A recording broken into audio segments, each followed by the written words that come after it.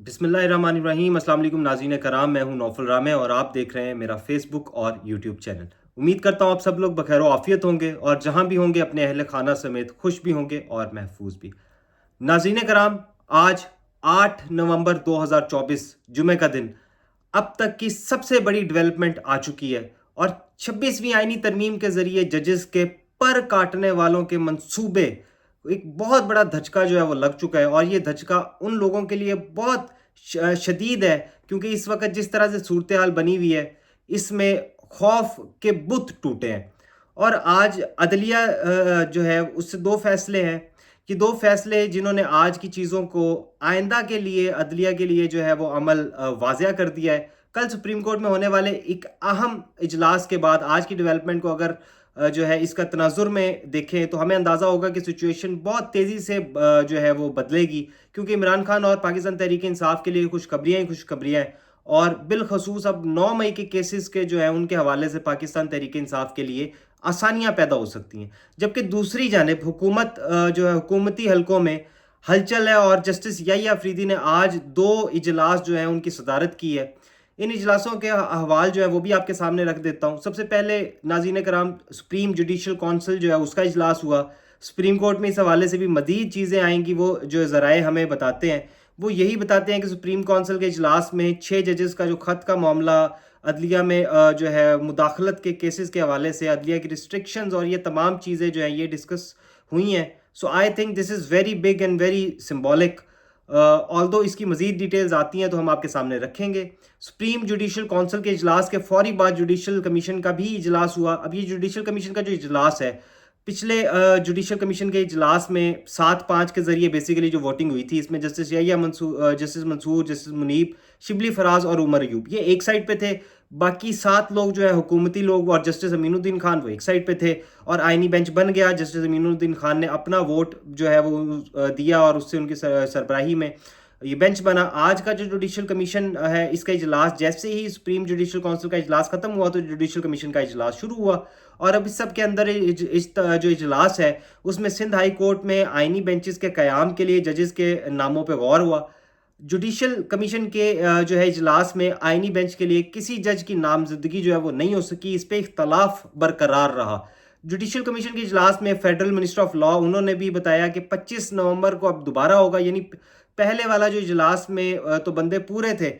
वैसे आज है कि चीफ जस्टिस के जो है ना ज़ेर सदारत जुडिशल कमीशन के इजलास और नामों पे गौर हुआ। जस्टिस जमाल मंदोखेल और नुमाइंदा पंजाब बार कौंसिल जो है अख्तर हुसैन वो इस इजलास में शामिल नहीं हो सके। पिछले इजलास में भी जो है जस्टिस जमाल मंदोखेल जो है वो नहीं आए थे।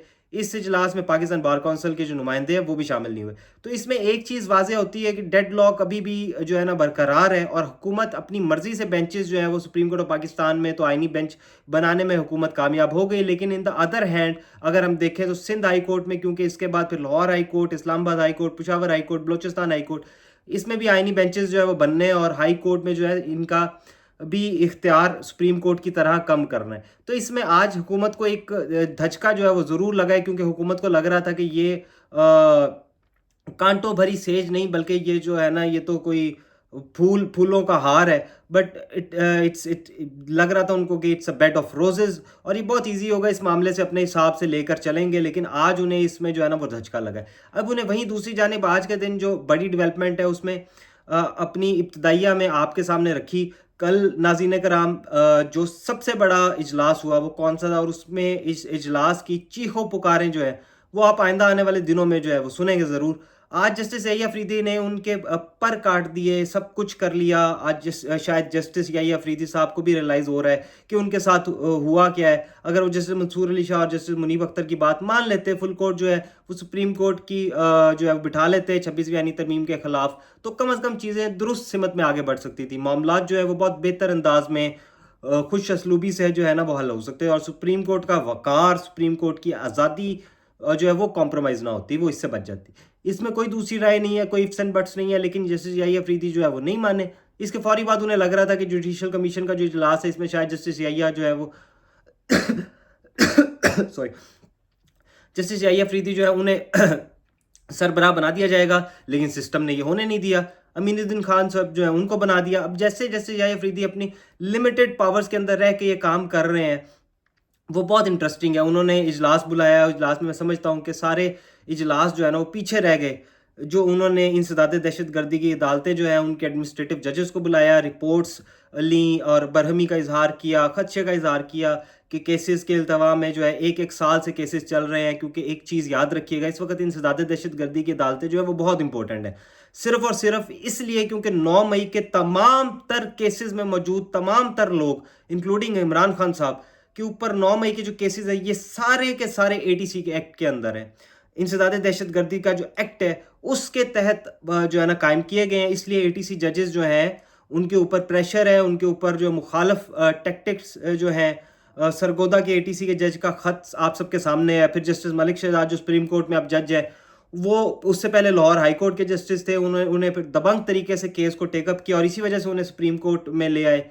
ये कि जी लाहौर हाई कोर्ट में तगड़ा चीफ जस्टिस कम अज़ कम, नाउ सुप्रीम कोर्ट में तो चलें ये जूनियर जजेस होंगे और लिमिटेड पावर्स हो जाएंगी उनके पास। लेकिन इसमें आप देख लें कि कल जस्टिस याहिया अफरीदी ने इंसदाद दहशतगर्दी की अदालतों में जजेस को हौसला दिया और कहा कि आप डट जाओ, तगड़े हो जाओ, इस मामले के अंदर आप जो है ना पीछे नहीं हटना किसी ने।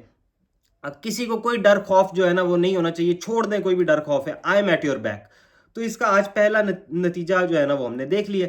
आज नाज़रीन कराम आप ये देखेंगे खान साहब के बाकी जो केसेस हैं उसमें तोशा खाना बाकी तो ख़त्म हो रहे हैं। तोशा खाना 2 में जो है वो ज़मानत उन्हें मिल जानी थी सुप्रीम कोर्ट हाई कोर्ट से। बुशरा बीबी जो है इस केस में उन्हें भी ज़मानत मिल गई। 9 मई का जो केस है, खान साहब के जो चालान की नकल और सब कुछ वो दिया जा रहा है। अच्छा, जस्टिस याहिया अफरीदी ने 9 मई का एक जो है ना बयानिया को बहुत बड़ा धचका पहुंचाया जब उन्होंने लाहौर के अंदर chief justice Lahore high court आलिया नीलम साहिबा के सामने सुप्रिटेंडेंट जेल के साथ जो है ना वो इजलास बुलाया और उन्होंने आहत चीमा को बुलाया जो है जिन्होंने पीटीआई के दौर में जेल काटी।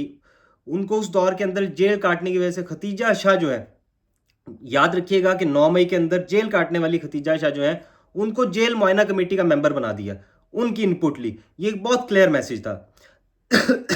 देखिए 9 मई की केसेस जो है सरफेस होने हैं क्योंकि खान साहब के खिलाफ बाकी केसेस खत्म हो रहे हैं। खान साहब के खिलाफ बाकी केसेस पर जो है वो उनकी उम्र जो है वो अपनी मैक्सिमम को पहुंच चुकी है, अब ख़त्म हो चुकी है। इसमें जो मर्जी कर लें, ये रोकें, चीखें, पीटें, वो केसेस जो है ना वो इख्तिताम की तरफ बढ़ रहे हैं। अदलिया की अब वो भी मजबूर है, मैक्सिमम जितना वो लटका सकते थे प्रेशर डाल के सज़ाएँ दी जा सकती थी, वो सज़ाएँ भी वो जो है ना वो भी दी जा रही। अब इसमें तोशा खाना 2 केस जो है जिसमें खान साहब को सजा दी जा रही थी क्योंकि वो केसेस बहुत तेज़ी से चल रहे थे। लेकिन बाकी जो सब क्लियर है तो 9 मई का जो है वो केसेस इंपॉर्टेंट हो गए क्योंकि कल इनसे जो है इंसदाद दहशतगर्दी की अदालतों के जजेस को जस्टिस याहिया ने कहा कि तगड़े हो जाओ।